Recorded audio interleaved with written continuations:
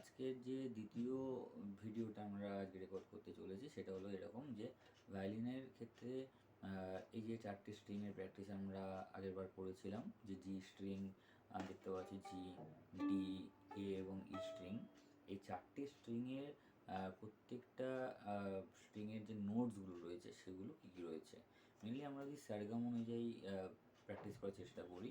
তো ভায়োলিনের যে ডি যে স্ট্রিংটা দেখতে পাচ্ছ, যেটা সেকেন্ড স্ট্রিং দেখতে পাচ্ছ আমার এই দিক থেকে, যেটা জি স্ট্রিংয়ের পরের যে স্ট্রিংটা ডি স্ট্রিং বলা হয়।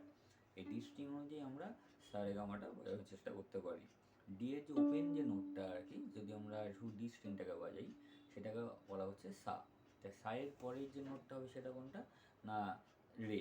তা রেটা হবে আমাদের ঠিক কিন্তু মানে একটা নোট ছেড়ে, মানে কোমল রে এবং তারপরে শুদ্ধ রে অ্যাকচুয়ালি। তো সারের পরে আমরা রে বাজাবো, রের পরে ঠিক পরের নোটটা হলো কোমল গা।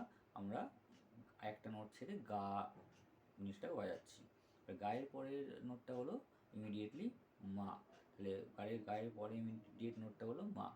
এবং পরের স্ট্রিং আমি যখন যাবো এ স্ট্রিংয়ে, এটা হলো যে এ স্ট্রিং, এবং এখানে আমরা যখন ওপেন বাজাবো সেটা বলছে পা।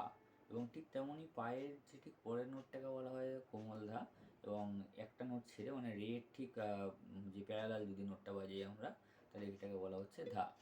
এবং তারপরে একটা নোট হলো কোমল নি, এবং পরের নোটটাকে বলছি আমরা শুদ্ধ নি, এবং তারপরের নোটটা হলো সা, মানে আমাদের উঁচুর যে সাটা রয়েছে, সা থেকে সা একটা অক্টেভ কমপ্লিট হয়ে যাবে।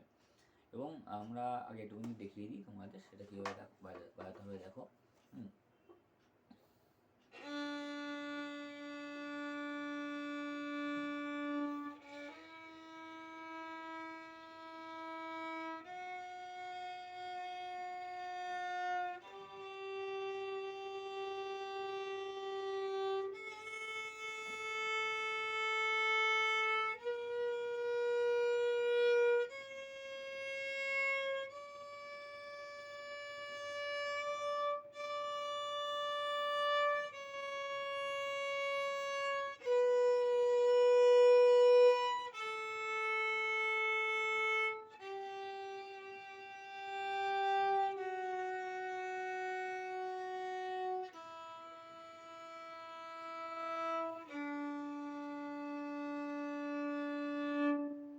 তাহলে আমরা সা থেকে সা অবধি বাজালাম একটা ডিসেন্ডিং অর্ডার এবং অ্যাসেন্ডিং অর্ডারে।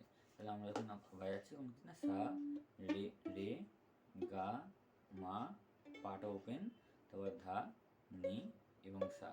এবং আমরা আবার যখন ওপর দিকে নিচের দিকে নামবো কী হবে না, সা, নি, ধা, পা, মা, গা, রে, আবার ওপেন, সা।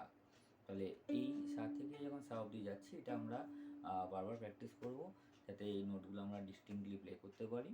এবং তারপরে আমরা আরও দুটো যে স্ট্রিং রয়েছে, জি স্ট্রিং এবং লাস্টে আছে ই স্ট্রিং, এই দুটো স্ট্রিং যেটা রয়েছে একদম প্রথমে এবং লাস্টে, সেই দুটো স্ট্রিংয়ের যে নোটসগুলো আছে সেটা আমরা পরবর্তী ভিডিওতে শিখব।